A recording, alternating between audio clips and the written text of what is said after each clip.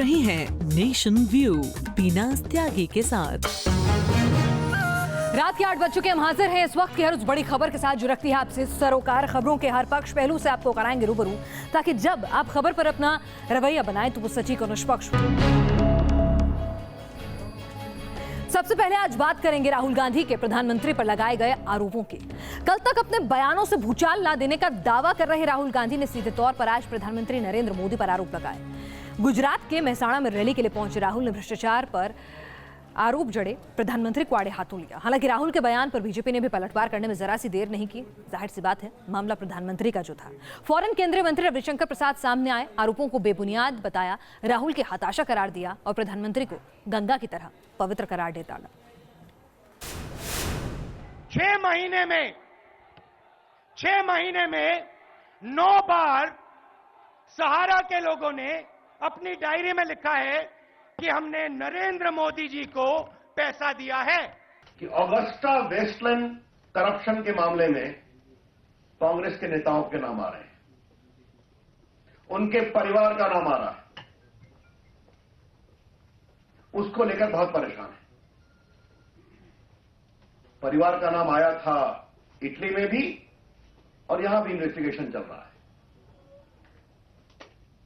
तो अब जब बार बार परिवार तक बात पहुंची है ऑगस्टा वेस्टलैंड में, तो ध्यान बटाने के लिए राहुल गांधी ने ये बेबुनियाद स्टेटमेंट दिया है। राहुल ने मोदी सरकार पर जांच से बचने का आरोप लगाया तो बीजेपी ने दावा कर दिया कि इस मामले को सुप्रीम कोर्ट पहले ही खारिज कर चुका है। अब नरेंद्र मोदी जी, आप 2-3 चीजें मुझे बताइए। ये जो रिकॉर्ड है सहारा का, 2.5 साल से इनकम टैक्स डिपार्टमेंट के पास है। इस कागज पे इनकम टैक्स लोगों के दस्तखत हैं। इनकम टैक्स लोगों ने कहा है इन कागजों पे इंक्वायरी होनी चाहिए। 2.5 साल से इंक्वायरी क्यों नहीं हुई? सुप्रीम कोर्ट ने इन्हीं सब मामलों पे, जिस विषय पे आज राहुल गांधी कह रहे थे, सुनवाई भी की थी। और सुनवाई करने के पश्चात प्रशांत भूषण जी से कहा भी था कि अनसब्सटैंशिएटेड एलिगेशंस, बिना सबूत के एलिगेशंस नहीं लगाना चाहिए प्रधानमंत्री पर, और इस पर वह कोई भी इन्वेस्टिगेशन ऑर्डर नहीं करेगी क्योंकि इस पे कोई तथ्य नहीं है। स्वाभाविक रूप से जब सबसे highest court of the country, जो कि हमारा सबसे उच्चतम न्यायालय है, अगर उन्होंने ये कह दिया है, सुप्रीम कोर्ट ने कह दिया है कि इसमें कोई तथ्य नहीं है, उसके बाद भी राहुल गांधी उसमें तथ्य बनाने की कोशिश करते हैं, तो कहीं ना कहीं राहुल गांधी जी सुप्रीम कोर्ट की अवमानना कर रहे हैं, जनता की भावना की अवमानना कर रहे हैं। और अब काले धन पर बड़ी कार्रवाई की एक खबर आपको बताते हैं। तमिलनाडु के चीफ सेक्रेटरी राम मोहन राव के चेन्नई समेत कई ठिकानों पर आज इनकम टैक्स विभाग ने छापे मारे। इस छापेमारी में क्या कुछ मिला अभी तक इसका खुलासा नहीं हुआ है, लेकिन अपने आप में किसी सेक्रेटरी के घर पर यह छापेमारी वाकई में बड़ी बात है। चेन्नई के अन्ना नगर इलाके में ये तस्वीरें उस वक्त की हैं जब तमिलनाडु के चीफ सेक्रेटरी राम मोहन राव के कई ठिकानों में से एक पर आयकर विभाग का छापा पड़ा था। चेन्नई के अन्ना नगर के इस घर के अलावा राम मोहन राव के कई और ठिकानों पर भी इनकम टैक्स के छापे पड़े थे। तमिलनाडु में मुख्य सचिव राम मोहन राव के घर में सुबह 5:15 से छापा आईटी लगा रहा है और देख सकते हैं ये है राम मोहन राव का घर अन्ना नगर में, जहां पे आईटी विभाग और बताया जा रहा है कि एनफोर्समेंट डायरेक्टरेट भी यहां पे है। तो हम यहां ये कह सकते हैं कि यहां से 8 जगह मतलब राम मोहन राव के चेन्नई में 8 जो प्रॉपर्टीज हैं, जो उनके रिश्तेदार के घर हैं, सभी जगह 8 जगहों में यहाँ पे रेड लगाए जा रहे हैं और 2 जगह आंध्रा में भी रेड बताए जा रहे हैं क्योंकि इनके कॉन्टैक्ट्स आंध्रा में भी हैं। सूत्रों के मुताबिक ये बताया जा रहा है कि राम मोहन राव के बेटे का संबंध शेखर रेड्डी और श्रीनिवास रेड्डी के साथ था और शेखर रेड्डी और श्रीनिवास रेड्डी, आपको याद रहेगा कि पिछले हफ्ते इनके घर में 170 करोड़ के गोल्ड सोना और 130 करोड़ का कैश भी इनके घरों से बरामद किया गया था। आपको बता दें कि तमिलनाडु के chief secretary P Ram Mohan Rao 1985 batch के आईएएस अफसर हैं, जो पहले विजिलेंस कमिश्नर का पद भी संभाल चुके हैं। राव के बेटे पर कारोबारी शेखर रेड्डी से नजदीकी का आरोप है। शेखर रेड्डी के घर नोटबंदी के बाद हुई कार्रवाई में करोड़ों की नकदी और 127 किलो सोना मिला था। ये पहला है तमिलनाडु में सिटिंग चीफ सेक्रेटरी के घर में रेड किया जा रहा है। With video journalist Parthasarathi, Shri Prapanch, News nation, Chennai. तो बड़ी मछलियों पर भी कस रहा है शिकंजा। आगे बढ़ते हैं, बात करते हैं नोटबंदी के 43 दिनों के अंदर बने हुए 1.25 अरब आबादी के लिए 125 तरह के नियम की, और उन नियम से फिर यू टर्न की। सोमवार को नियम आता है कि 5000 से ज्यादा पुराने नोट बैंक में एक ही बार जमा करा सकेंगे। अब आप आज रिजर्व बैंक ने अपना फैसला पलट दिया और नए नियम के मुताबिक अब 30 दिसंबर तक एक से अधिक बार भी आप 5000 से ज्यादा के पुराने नोट जमा कराए जा सकेंगे। जाहिर सी बात है, बार बार जो यू टर्न ले रहा है रिजर्व बैंक, उसे कहा जा रहा है कि कहीं ये रिवर्स बैंक ऑफ इंडिया तो नहीं। इस तरह के मजाक भी अब चल निकले हैं।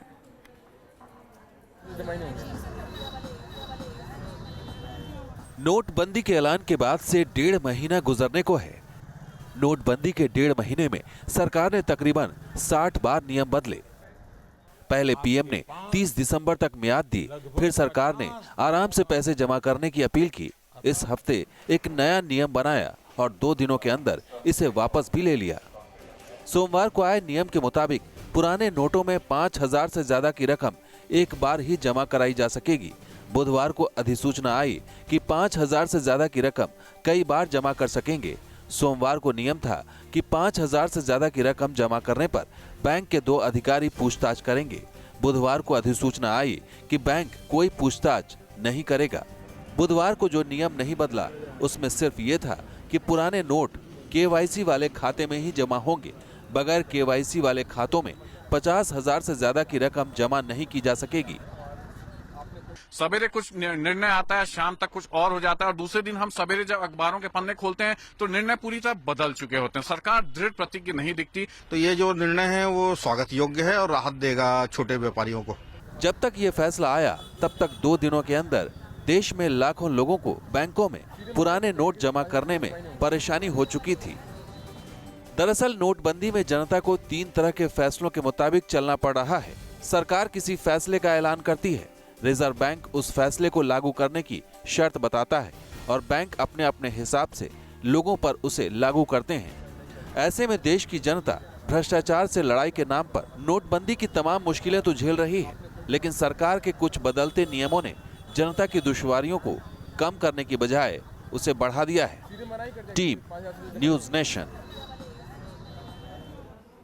जाहिर सी बात है, रोज रोज बदलते हुए नियम जो हैं वो लोगों को असमंजस की स्थिति में तो डाल ही रहे हैं, लेकिन साथ ही साथ इसके विपक्ष को भी मौका मिल रहा है कि क्या पूरी तैयारी के साथ सरकार जो है वो नहीं उतरी थी इस मुद्दे को लेकर, क्योंकि 43 दिनों में 50 से ज्यादा बार रिजर्व बैंक अपने ही बनाए गए नियम, सरकार अपने ही बनाए गए नियम बदल चुकी है।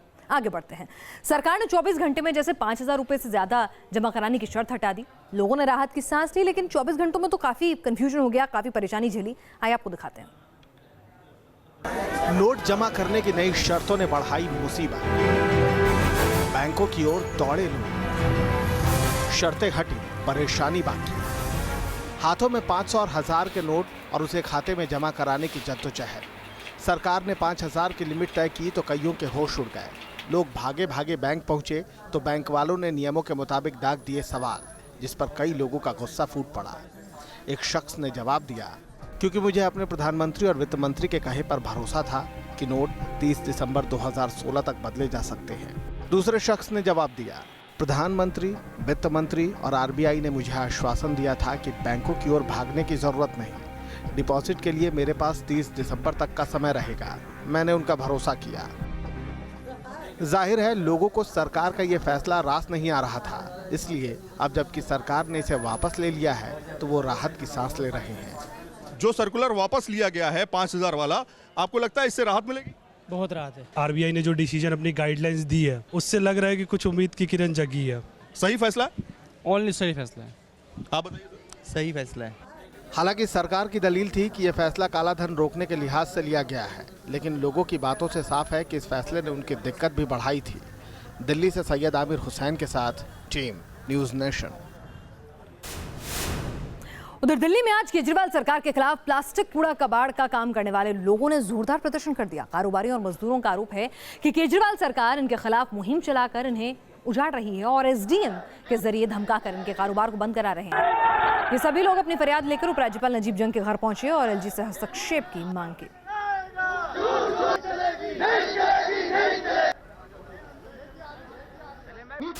40,000 लोग पीवीसी कूड़ा करकट को इकट्ठा करने का काम करते हैं दिल्ली के अंदर। केजरीवाल की सरकार उनको उजाड़ रही है। आज हम यहाँ पर इकट्ठा होके आए हैं कि माननीय उपराज्यपाल जी के यहाँ अपील करने के लिए आए हैं कि हम नेशनल ग्रीन ट्रिब्यूनल का कानून का उल्लंघन नहीं कर रहे हैं।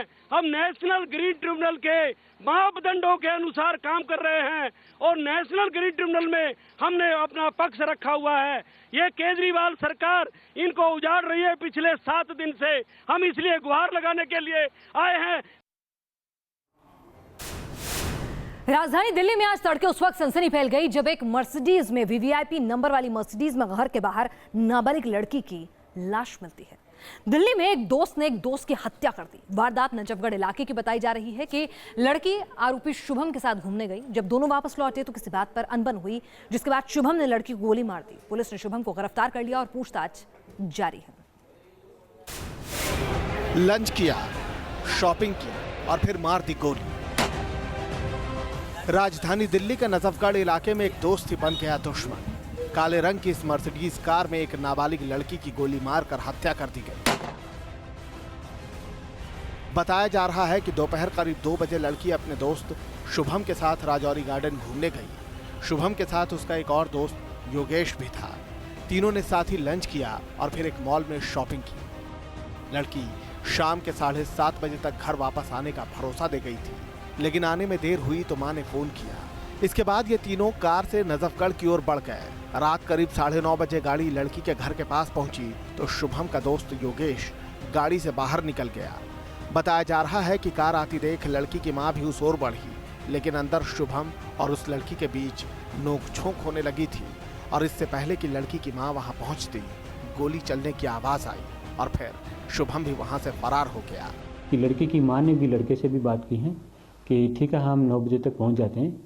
9 बजे के आसपास ये तीनों आदमी अपनी गाड़ी जो कि मर्सिडीज कार यूज कर रहे थे, इसके थ्रू नजफगढ़ में पहुंचे हैं। लड़के के घर के सामने पहुंचे हैं। जो लड़का योगेश है जो गाड़ी ड्राइव कर रहा था वो बाहर आ गया था और वहां पर एक और शख्स जो पहले से थे उनसे बात करने लग गए थे और गाड़ी में उस दौरान शुभम और जो विक्टिम है वो रह गए थे। 3-4 मिनट के बाद सडनली गन शॉट की आवाज़ सुनाई दी। उस दरमियान विक्टिम है उनकी मदर भी बगल में ही थी, ज़्यादा डिस्टेंस में नहीं थी। बताया जा रहा है कि शुभम और लड़की में अच्छी दोस्ती थी, जबकि प्रॉपर्टी डीलिंग का काम करने वाला योगेश शुभम का दोस्त था। जिस पिस्टल से गोली मारी गई वो योगेश की ही बताई जा रही है। रुमानुल्लाह खान, न्यूज़ नेशन, दिल्ली। चलिए, इस बीच चुनाव आयोग ऐसे सियासी दलों पर शिकंजा कसने की तैयारी में है जो सिर्फ कागजों तक सीमित है। ऐसे राजनीतिक दल आयोग में रजिस्ट्रेशन तो करवा लेते हैं, लेकिन चुनाव लड़ने से उनका दूर दूर तक कोई वास्ता नहीं होता है। सूत्रों के मुताबिक तकरीबन 200 दलों की पहचान की गई है जिन्होंने साल 2005 से अब तक कोई चुनाव नहीं लड़ा है। चुनाव आयोग को अंदेशा है कि ये दल सिर्फ काले धन को सफेद करने का गोरखधंधा करते हैं। माना जा रहा है कि निर्वाचन आयोग इन दलों के नाम आयकर अधिकारियों को भेजेगा और मनी लॉन्ड्रिंग में लिप्त पाए जाने के कानून के तहत इन पर कार्रवाई की मांग भी कर सकता है। कभी कभी जुनून मौत की वजह बन जाता है। कई बार सैकड़ों फीट ऊंचाई से छलांग लगा चुके एक बंजी जंपर को जान से हाथ धोना पड़ा। बताया गया कि रस्सी की लंबाई अधिक होने से जंपर सीधे जमीन से जा टकराया।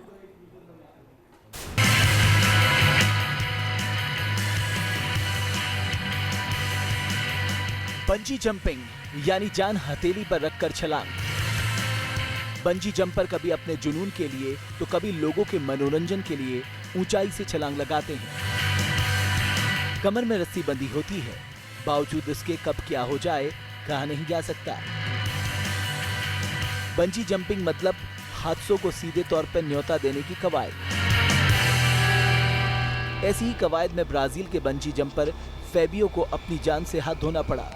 तस्वीरें ब्राजील के साओ पाउलो की हैं, जहां 36 साल के फेबियो के लिए ये छलांग आखिरी साबित हुई। गौर से देखिए कैसे खतरों के खिलाड़ी फेबियो 140 फीट की ऊंचाई से कूदने के लिए तैयार हैं। जंपिंग से पहले उनके मन में हजारों सवाल चल रहे हैं, लेकिन उन्हें ये पता नहीं था कि इसके बाद वो कभी छलांग लगाने के लिए खड़ा नहीं हो पाएंगे। नीचे से कूदने का इशारा पाते ही फेबियो ने छलांग लगाई। लेकिन इसके बाद जो हुआ वो काफी दर्दनाक था। जम के बाद फैबियो का सिर सीधे जमीन से टकरा गया, जिससे उनकी मौत हो गई। जरूरत से लंबी रस्सी उनकी मौत का सबब बन गई। फैबियो की पत्नी और उनका 6 साल का बेटा भी मौके पर ही मौजूद थे। बताया जा रहा है कि पहले फैबियो बेटे के साथ छलांग लगाने वाले थे, लेकिन बाद में फैबियो ने अकेले ही जिंदगी की आखिरी जंप लगाई। Team news nation. और अब बात करते हैं उत्तर भारत में कोल्ड अटैक की। श्रीनगर से लेकर लखनऊ तक और शिमला से लेकर मुरादाबाद तक कपकपाने वाली ठंड पड़ रही है। पारा 6 डिग्री तक श्रीनगर में पहुंच गया है, जिससे डल झील का पानी लगभग जमने लगा है। और जाहिर सी बात है कि उत्तर भारत में इस ठंड का असर जो है वो अब मैदानी इलाकों में भी पड़ रहा है। श्रीनगर में आप देख सकते हैं किस तरह से डल झील जो है वो जम गई है, किस तरह से नाविक जो हैं डल झील को पहले तोड़ते हैं, उसके ऊपर जो बर्फ़ की चादर जम जाती है और उसके बाद जो है नाव जो है मुश्किल आगे ले जाते हैं। आप देखिए कि किस तरह से डल झील यहाँ पानी की जो ऊपरी लेयर है वो टूट चुकी है, जम चुकी है।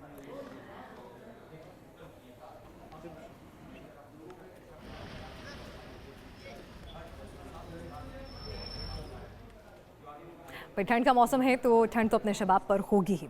आगे बढ़ते हैं, खबर अच्छी है, आपको दिखाते हैं वाराणसी के सारनाथ से यह खुशनुमा खबर है। एक लड़की को पीएम मोदी ने ऐसी मदद पहुंचाई जिससे वो ताउम्र उनका शुक्रिया अदा करने लगी है। क्या है ये अच्छी खबर, देखिए इस रिपोर्ट में।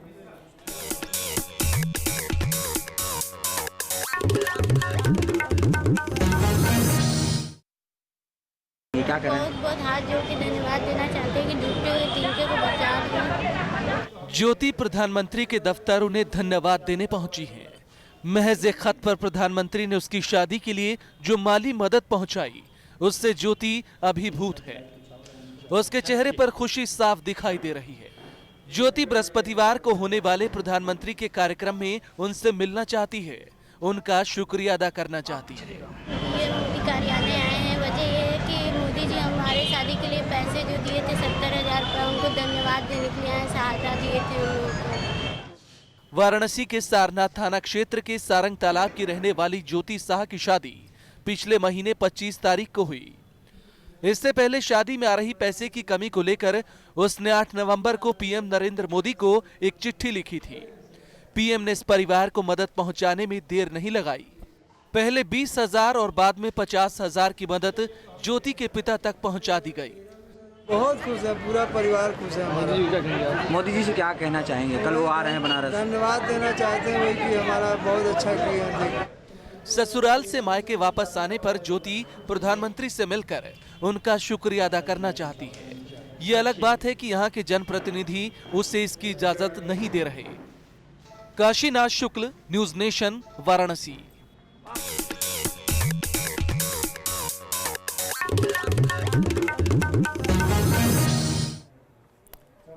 तुर्की की राजधानी अंकारा में रूस के राजदूत आंद्रे कार्लोव की हत्या कर दी गई थी। हत्या कैमरों में कैद हुई थी, लेकिन हत्या से 1.5 मिनट पहले क्या कुछ हलचल थी वहां, आइए आपको वो भी दिखाते हैं, आप सन्न रह जाएंगे।